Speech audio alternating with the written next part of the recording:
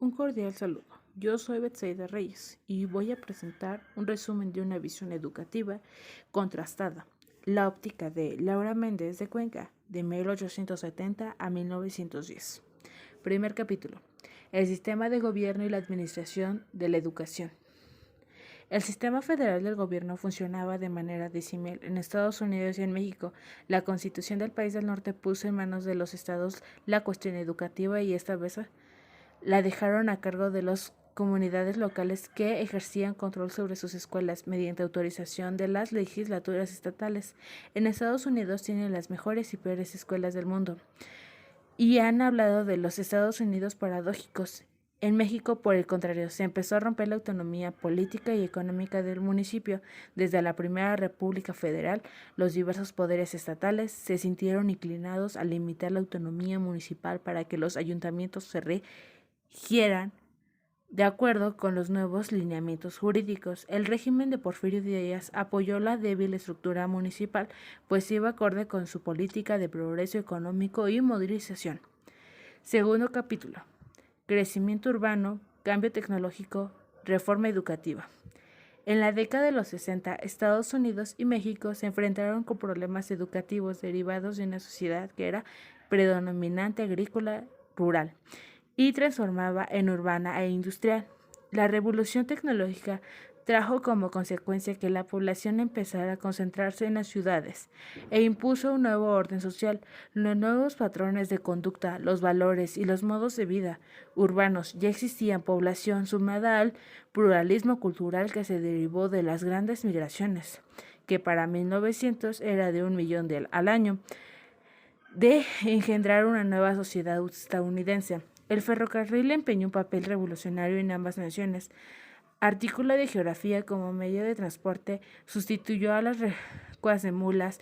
Ello estimuló en grandes dimensiones el intercambio comercial, industrial y la minería. También favoreció las comunicaciones entre los ambientes y más aún les dio un conocimiento de su propio territorio. En el campo de la educación, por primera vez, libros de textos, muebles escolares, materiales de enseñanza llegaron a muchas poblaciones. En México se llamó educación moderna, en Estados Unidos progresista. En ambos países se instauró un sistema que pretendía desarrollar de manera de Johanna Passolesi las facultades intelectuales de los niños con base en la observación, manipulación y análisis de los objetos del mundo que los rodeaba. Lo importante que era fomentarles el uso de la razón, despertar en ellos el amor del saber. Bajo esta perspectiva, reducía el aprendizaje libresco y adquirían nueva diversidad de la naturaleza para entender al mundo. La enseñanza objetiva y los paseos escolares se tornaron en el foco que la iluminaron la tendencia educativa en la mayoría de los teóricos. En el último de los autores de gran influjo en Estados Unidos y en México fue Frederick Flaubert, quien bautizó con el nombre de kindergarten, jardín donde crecen los niños, el nivel educativo preescolar que el sistema se hizo con actividades encaminadas para impulsar las potencialidades del niño. Padre de la Escuela de Acción, Dewey, logró articular los tres componentes básicos de la educación, a saber, la naturaleza del educado, los valores objetivos de la sociedad y el mundo de conocimientos a través del elenco de materiales en una teoría educativa aterrizada con mucho sentido común. Justo Sierra, el pilar de la educación, realizó sin tregua grandes esfuerzos por impulsar la enseñanza primaria, normal y preparatoria. La maestra Laura Méndez propuso que se considerara la posibilidad de dictar medidas especiales para la educación en las etnias, porque le afectaba el estado miserable en los indios, la profunda ignorancia que vivían apartados totalmente de la vida civilizada, sin incorporarse de hecho al resto de la nación. Méndez consideraba incluso que no actuar con urgencia los indios podrían convertirse en enemigo de ella. De hecho, en las prácticas los indígenas concurrían con lo general a las escuelas de tercera o cuarta clase, en las cuales los maestros empíricos enseñaban un elenco de materiales para educarlo con una metodología más simple, pero para modificar la matrícula y los escolares se hubiera requerido otros cambios, como por ejemplo adecuar el ciclo escolar de acuerdo con el agrícola y establecer horario corrido. Justo Sierra manifestaba que la idea de la educación era imitar el norte del espíritu práctico y el energético, continuaba sin olvidar la tradición del idealismo latino.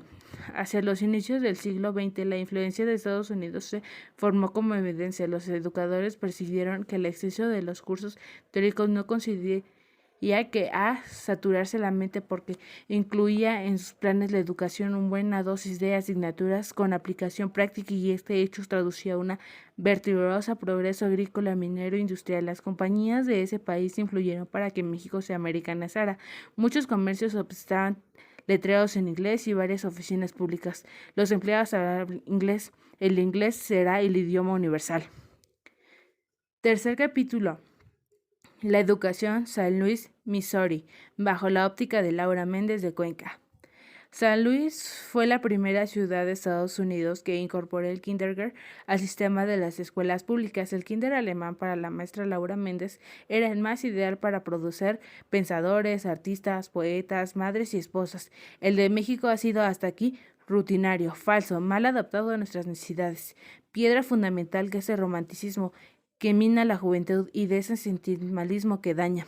El aprendizaje que los niños del kindergarten en ambos países estaban pasando en los dones de Freud, cuya prevista fundamental era aprender haciendo. En México se le exigía a los niños de 3 años el uso de la pizarra, leer, escribir, sumar y restar, lo que según Méndez constituía una anomalía pedagógica que recomendaba suprimir. Capítulo 4. Educación, orden y eficiencia. La sociedad estaba formada por varias secciones, arte, aritmética, inglés, francés y español, que quedaba bajo el cargo de Laura Méndez, con gran experiencia y habilidad docente. Además, afirmaba Méndez que las profesoras anémicas románticas son desechadas por inútiles y nocivas, ya que el puesto requería responsabilidad, energía y fuerza.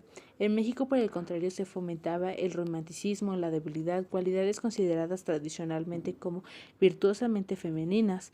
Políticos y educadores pensaban que el solo hecho de ser madre y por la naturaleza dulce y pura predisponían mejor a la mujer para ejercer el magisterio que al hombre.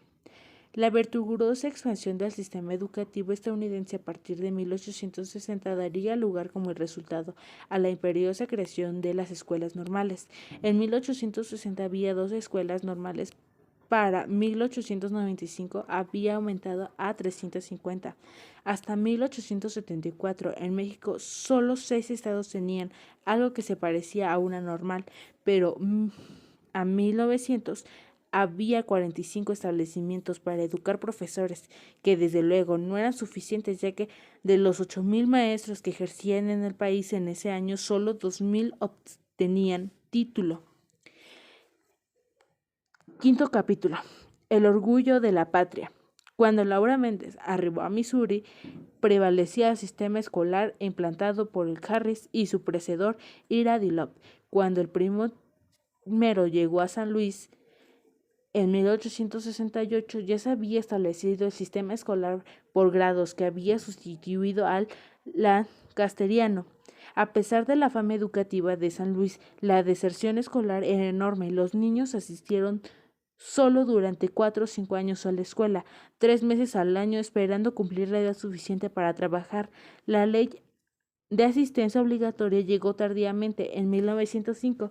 Curiosamente, Missouri fue uno de los últimos estados en adoptarla.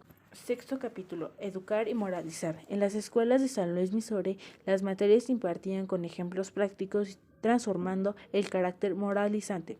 A través de una simple operación de aritmética se inculcaba el sentido moral que debía despertar en cada uno de los educados, y la maestra aprovechaba la ocasión para disertar acerca de las virtudes y los defectos humanos, elogiando lo bueno y censurando lo malo, pero simplemente evitando realizar comparaciones humillantes. Desde temprana edad se les enseñaba a los niños a observar, a calcular y a razonar, y se tenía presente las capacidades intelectuales y de la absorción del niño. No se manejaban cifras de quintillones o septimillones como sucedía en México. Muchas gracias por su atención.